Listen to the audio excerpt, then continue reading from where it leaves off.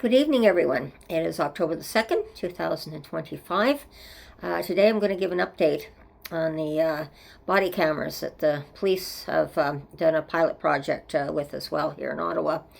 And it's after years of discussion over the body cameras, an inquest, as you will see, on the death of a mentally ill person that was high profile here that recommended it, and the problems that we've had for a long time on discussions of the cost of them, and for the 30 cameras that they are getting for the police to intervene in mental health issues. This is going to be a big situation that it's cost, and what do the taxpayers have to pay out of their pockets because of when you get the police budget coming out every year, it just seems to be rising and rising. And the reason everything is rising is the mental health issues that we have, the homeless issues that we have, the protests that we're having now that are taking up a lot of the police budget to protect our streets during the protests, and to handle the crowd controls in that case as well. So it's escalating because of what's happening in our society. As I put up the video with Julie, and the frustration that we're all feeling today, it's overspilling onto our streets, and it's putting a lot of pressure on the taxpayers, on the police departments. It's an unfortunate situation, but we have to do the best that we can.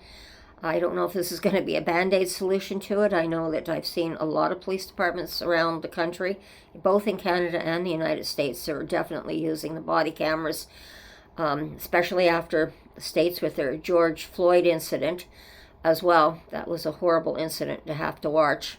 And what happened on the video where they use brass knuckles, as I understand as well, on the mentally health individual in the video that it's showing there as it came out in the inquest. And I know I've put up a previous video earlier when I started my YouTube channel on another homeless man having a mental breakdown in the middle of the street, and they basically sent the SWAT team in after this man and threw him on the ground, and the horrific outpouring that also caused. So this has been coming for some time. It's definitely a necessity that I feel.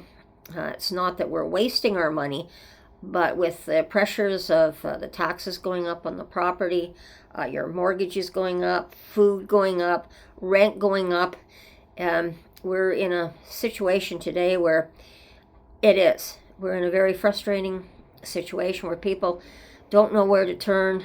They're taking their frustrations out on every way that they can. And then again today you hear another synagogue hit in the UK as well, and in Britain, and it's so it means more security has to go around our synagogues here in Canada, and it's just this hate and the hate crimes that are going up, and everybody's just fighting amongst one another like we're a bunch of animals, is one way of putting it.